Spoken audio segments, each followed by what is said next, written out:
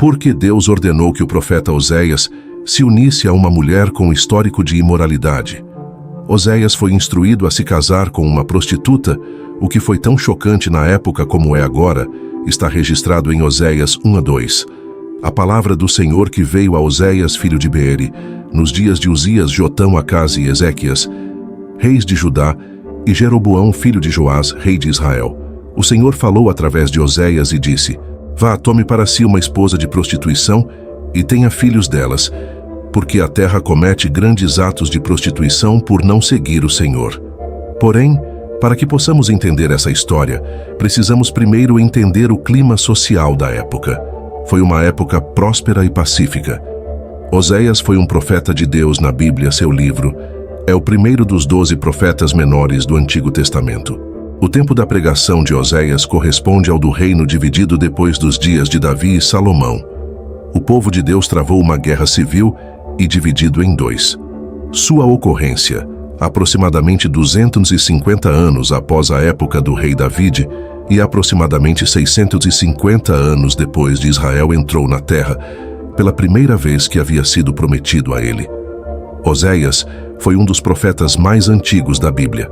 Durante o longo reinado do rei Jeroboão II, Israel alcançou níveis de independência e riqueza sem precedente como resultado direto do sucesso da nação, em diversas guerras militares. Contudo, à medida que aumentou a prosperidade de Israel, o tecido moral de sua sociedade entrou em colapso. Havia uma cultura generalizada de corrupção e decadência moral. Israel começou a atribuir a conquista de Deus a Baal e a adorar deuses pagãs. Os israelitas abandonaram sua aliança com Deus e eles pararam de obedecer às suas leis. Oséias 8:1 relata: Coloque a trombeta em seus lábios. Como uma águia, o inimigo vem contra a casa do Senhor porque eles violaram minha aliança e se rebelaram contra a minha lei. Os israelitas abandonaram sua fé em Deus e buscaram alianças com outras nações. A idolatria e a infidelidade de Israel eram vistas pelo Senhor como equivalentes a adultério espiritual. As pessoas estavam preocupadas apenas com seu próprio prazer e havia perdido todo o interesse em conceitos como justiça e retidão, favorecendo a ilegalidade e a anarquia. Houve fraudes financeiras, subornos, corrupção, e até o judiciário foi contaminado. Não havia justiça nos tribunais, a menos que os juízes fossem subornados. Apesar de que este evento ocorreu há 2.700 anos, há semelhanças impressionantes com a civilização do atual mundo ocidental. Na verdade, os adoradores do templo de Betel e Samaria mantiveram relações com prostitutas e masculinas e femininas, na crença equivocada que isso convenceria Deus a abençoar suas colheitas. Pior ainda, construíram um bezerro de ouro em Betel, o que foi uma clara violação dos mandamentos de Deus, que proíbem imagens esculpidas. Se Deus tivesse decidido recomeçar com um novo povo, em vez de lidar com eles, estaria em seu direito. No entanto, ele estava unido ao povo de Israel e determinado a manter a aliança que havia feito com eles. No entanto, Deus não podia ignorar os comportamentos deles e fingir que não estava acontecendo. A primeira coisa que Deus disse a Oséias foi relevante para sua própria vida. Deus trabalha quase sempre dessa forma. Oséias talvez preferisse que Deus lhe desse uma mensagem sobre outra pessoa. Contudo, antes do profeta falar para a nação, primeiro tive que ouvir o próprio Deus. A palavra que Deus tinha para Oséias não foi fácil. Oséias foi instruído a tomar uma prostituta como esposa. Por quê? Porque a nação cometeu um grave ato de adultério. Ao virar as costas para o Senhor, através de sua ordem a Oséias, Deus traz à vida uma imagem consistente usada em todo o Antigo Testamento. Nesta imagem, o Senhor é o marido de Israel, e sua atração crônica por ídolos era como a luxúria de um adúltero. Seu povo era tão infiel quanto uma prostituta. Através desta ilustração clara, temos uma ideia de como nossa idolatria e o desprezo pelo Senhor deve fazer Deus sentir. Quando colocamos qualquer coisa diante do Senhor, isso o machuca da mesma forma que a infidelidade. Fere o cônjuge inocente em um relacionamento adúltero. Ao ordenar a Oséias que se casasse com uma prostituta, Deus colocou Oséias na posição de sentir o que Deus sente, e isso não seria agradável. Para simbolizar metaforicamente e de maneira comovente a infidelidade de Israel com Javé, Oséias se casou com uma prostituta. Gomer, esposa de Oséias, foi cronicamente infiel, ela engravidou. E Deus ordenou a Oséias dar nomes proféticos aos seus filhos, que eles falariam do julgamento do Senhor sobre Israel. Oséias obedeceu a Deus e casou-se com Gomer, e logo eles tiveram um filho. Deus disse a Oséias para chamar a criança de Jezreel. Nos tempos bíblicos, os nomes tinham significado. Em seu hebraico original, Jezreel significa Deus espalha. Deus avisou Israel que eles seriam dispersos nas próximas provações. A menos que o Senhor ordenasse, podemos acreditar com segurança que Oséias nunca teria se casado com uma prostituta. A obediência de sua em seguir tal diretriz exigente foi impressionante. Gomer não abandonou sua profissão como prostituta depois de se casar com Oséias, como veremos mais tarde. Não foi que Oséias encontrou uma mulher caída e, através do amor e da bondade, restaurou-a-se a virtude. Ele se casou com uma prostituta. Provavelmente na vã esperança de que ela se arrependesse de sua imoralidade e se dedicasse exclusivamente a ele. É muito provável que ela tenha dado todas as indicações de estar comprometida com Oséias. Mas depois de algum tempo, e com sua vida em um lugar difícil, ela retornou à prostituição. Pode ser que estivessem apenas entediados. Talvez tenha sido uma sensação de abandono. Talvez tenha sido por necessidade. Infelizmente, compartilhamos as mesmas desculpas inaceitáveis para nossa idolatria, quando preferimos outro Deus antes do Senhor. Deus, historicamente falando, a prostituição é geralmente citada como a profissão mais antiga. Na verdade, sempre foi uma forma comum de ganhar dinheiro. Mesmo nos tempos bíblicos, a prostituição é um pecado de acordo com a Bíblia.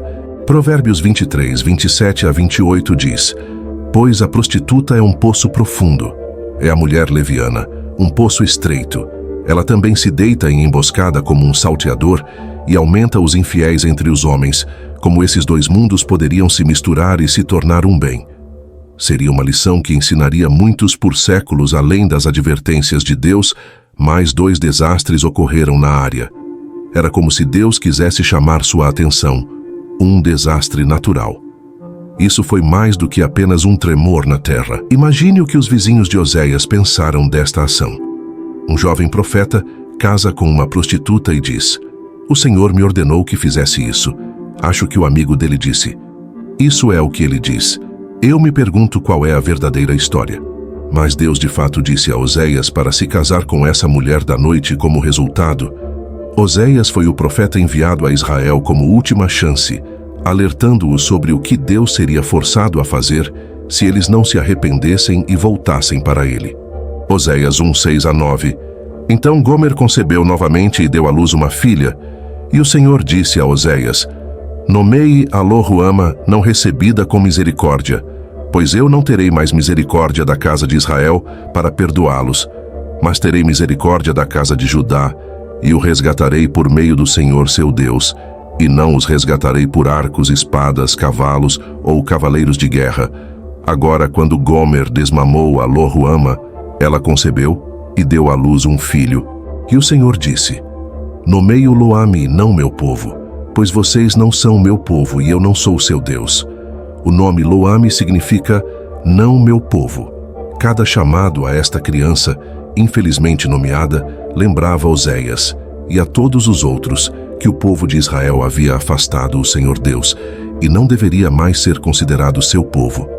Como Gomer não abandonou a prostituição, pode ter havido uma cruel ironia no nome Lo-ami. Talvez a criança em questão não fosse realmente filho de Oséias, mas de outro homem. A mensagem que Deus tinha que entregar a Israel através de Oséias foi muito sério. Mas Deus também fez com que Oséias vivesse isso. Através do profeta Oséias, Deus afirma que Israel o abandonou para se prostituir, beber vinho e vinho novo. E deixe bem claro que tanto homens como mulheres cometeram adultério com prostitutas de culto na adoração de falsos deuses. Gomer era um símbolo apropriado por causa da natureza da idolatria que o povo praticava. Sua infidelidade espiritual estava resultando em adultério físico real. Oséias diz que Deus removerá os nomes dos Baalins da boca de Israel e a desposará para sempre em justiça e retidão, em amor constante e misericórdia.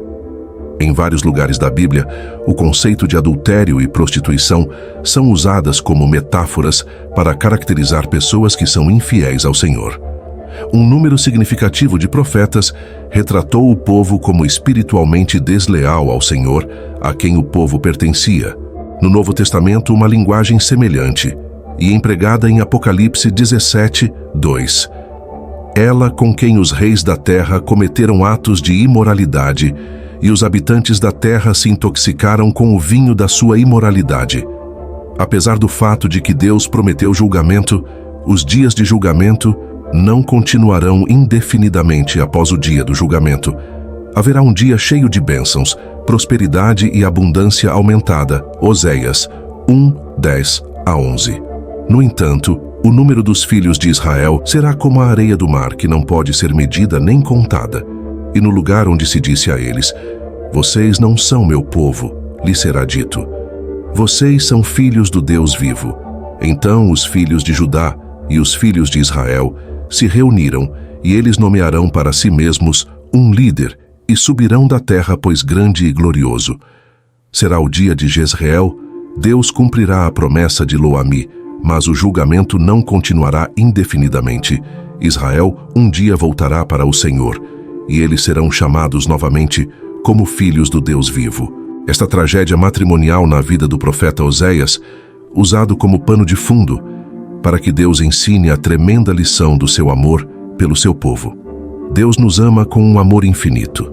Oséias teve uma vida de profunda dor, com dias sem sol e noites sem dormir, porque sua esposa Gomer havia sido infiel a ele, e ela fez planos para retornar ao seu antigo modo de vida. Muitas pessoas têm a ideia errada que não é uma grande preocupação afastar-se do Senhor, mas a história da vida de Gomer, depois de sair da casa de Oséias, revela que é mais difícil do que ela poderia imaginar. Para ajudar sua mãe, Oséias apelou diretamente para seus filhos. Observe a dolorosa partida de Gomer. Oséias 2:5. Pois sua mãe cometeu prostituição, ela que os concebeu agiu de maneira vergonhosa, pois ela disse: vou atrás dos meus amantes, que me dá meu pão e minha água, minha lã e meu linho, meu azeite e minha bebida. Quase como um filme. Posso imaginar Oséias no dia em que Gomer partiu. Sua mala estava pronta para ir. Ela nem se despediu das crianças.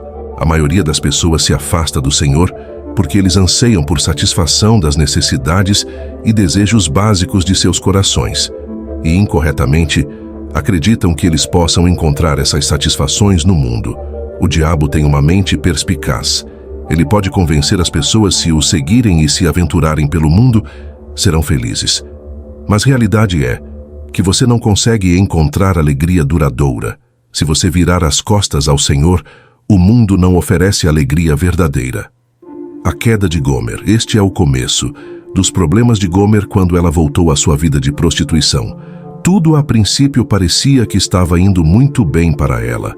No entanto, vamos descobrir que ela estava seguindo um caminho na direção errada. Oséias lutou contra Gomer a cada passo. Deus também luta contra seus filhos errantes a cada passo. À medida que a situação na sua vida continuava a piorar, Gomer tomou a decisão de voltar para o primeiro marido. Ela disse: voltarei para Oséias. Quando eu vivia com ele, as coisas estavam indo muito melhor para mim. A desesperança de Gomer, a celebração chegou ao fim. A ansiedade começou a aparecer, preocupações intensificadas e então os sentimentos de arrependimento. Oséias 3.